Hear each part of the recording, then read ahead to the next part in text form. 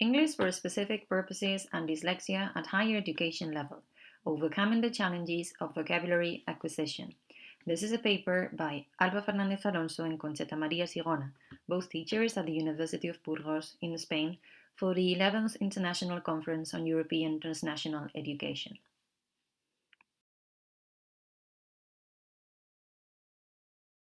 First of all, let us give you some basic notions about dyslexia and language acquisition. What is dyslexia? Dyslexia is a learning difficulty that directly involves reading, in some cases writing, and in others, phonological alterations related to the problem of perception of some phonemes. Some students might find difficult to recognize certain sounds within a word or to represent sounds graphically. A study carried out to evaluate the phonological, auditory, visual, cerebral, magnocellular theories on dyslexia reveals that the phonological theory prevails as a basic problem of dyslexic students. What problems do learners of a foreign language face? The degree of difficulty that learners of a foreign language may encounter depends not only on the difficulties found by the learner, but also on the characteristics of the foreign language studied. Just as these students read and write with difficulty in their mother tongue, they find the same difficulties in learning foreign language, albeit to different degrees. Dyslexic students generally have difficulties in acquiring a foreign language due to a lack of phonetic awareness in their mother tongue. Other problems related to a slower processing of information can be found in memorizing vocabulary and concepts and deciphering speech in a foreign language. Having said the previous, let us now focus on outlining the major challenges of dyslexic students learning English as a foreign language. First of all, two important questions are worth considering. The first one is, what is the approach of dyslexic students to foreign language learning in the university environment? And the second, what kinds of strategies are recommended for achieving meaningful learning? For dyslexic students, precisely because of their difficulties in reading, phonologic discrimination, and/or writing, learning a foreign language, in our particular case English, turns out to be a huge effort. The curricular adaptation, in terms of attention to diversity of the English language program, is considered essential and necessary in order to guarantee progress in learning English. It is important to resort to the use of strategies and tools that highlight what they can do to enhance their self-esteem and encourage them to feel an inclusive part within the classroom. In this proposal, we stick to putting this into practice by following the guidelines of the inclusion principles. In applying these inclusive principles, we will provide dyslexic students with a mentoring system that will respond to the requests and suggestions and provide them with a close relationship in which they will be offered a natural and close treatment. In class, teachers will use simple and direct language for explanations and provide synonyms for expressions that may be more complicated. All this will be developed within a framework of respect and inclusion that meets the specific needs of each student. In addition to the curricular adaptation of the content, we will also adapt the design of our proposal following the guidelines of the study of Reyo and Baeza Yates on the impact of typefaces on readability by people with dyslexia. According to these authors, the most suitable fonts for people with dyslexia are Helvetica, Courier, Arial, Verdana, and Computer Modern Unicode. On the other hand, the study advises against the use of words in italics. Based on the results of this research, we will use the Helvetica font and avoid the use of italics, even when quoting Anglo-Saxon terms in Spanish language explanations. Now we move on to explaining how to adapt a business English academic proposal to the needs of dyslexic students. Some of you may wonder, why business English? Globalization and the dominance of the United States as an economic power have transformed the English language into the lingua franca of the financial environment, which implies an increased demand for subjects such as business English in university degrees in the economic sciences. In recent years, Spanish has no longer been considered a hermetic language, and its vocabulary has been influenced by the inclusion of terms from English due to the increasing globalization of the economy and the influence of the United States worldwide. The permeability of languages has led to the production of new concepts with corresponding terms in the English economic language that are used in different languages.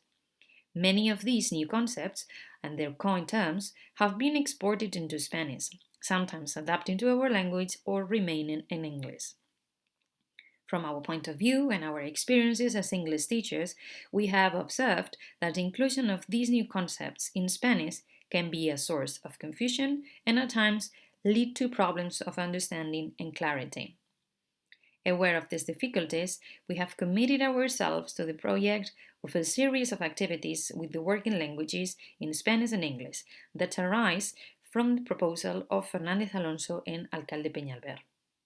The proposal presented below is a new version adapted to the needs of students with dyslexia in the university environment. The suggested activities pay particular attention to the following aspects: neologisms, false friends, and metaphors. Let's now briefly outline the core of this paper, the adaptive proposal. We will start with an exercise on neologisms. Students will work with current articles obtained from frequent sources of business advice and will be able to observe their use in a specific context.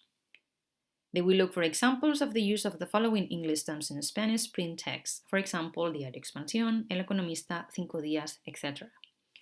They will explain the meaning in English and look for its possible equivalent in Spanish and whether its use is more widespread in English or Spanish. The terms are the following: quantitative easing, swaps, haircut, commodities, and bonuses. For the adaptation, we will provide students with a definition in their own language, Spanish, and will help them to understand and facilitate the possible development of mnemonic rows. For their part, the students with dyslexia should proceed in the same way as their peers without adaptation. We will then continue with an exercise on false friends. The intention of this exercise is to make students become familiar with the meaning of terms that may prove to be false friends in the business environment and prevent their misuse. Firstly, we will explain the meaning of the following terms in English and a possible equivalent in Spanish. The terms are commodity, quarterly, domestic, bonus, and allocate. For the adaptation, we will follow Schneider and Crombie, and we will classify related words by grammatical categories using different coding systems based on colors to identify each category. The students will also be provided with different examples in context that illustrate the meanings of these words. The last step of the adaptive proposal will be an exercise on metaphors. Metaphors are linguistic mechanisms that allow us to perceive reality in a different way, and they encourage the development of a more natural discourse in the target language. We will first explain and translate the titles of the related articles that include the following metaphors: knock yourself down, pay freeze, to keep your head above water, and ready to use. For the adaptation, we will change metaphors for others who share a common term and allow the student to create a mind map that facilitates their memorization by putting mainly the idea in the central image. The metaphors chosen for this adaptation serve the term money and are to shovel the money out of the door, to pump money, a pot of money, to see the color of money, and money laundering. To complete this exercise, the students will use the free online tool CMAP Tools, a tool developed by the Institute for Human and Machine Cognition of the University of West Florida in the United States. Using this tool, students will be able to classify the different metaphors into branches representing nominal structures or sentences. We believe that the design of these activities will guide our dyslexic students to better understand the complexities and problems associated with business English terminology within a quality and highly meaningful learning environment. Its design is not only an example of the characteristics of this professional and academic language, but also a tool for inclusion for students with dyslexia in the English class. The design of the adapted activities is located in an active learning framework in which the student is no longer an observer and becomes the protagonist of their own learning. Also, they become aware of their own difficulties and the tools they have to overcome them. In addition, this active learning strategy will allow the student to bring and share in the classroom the learning style, experiences, and feelings. It will provide all the information and resources within its reach, some old and some new, to create a class that is truly their class.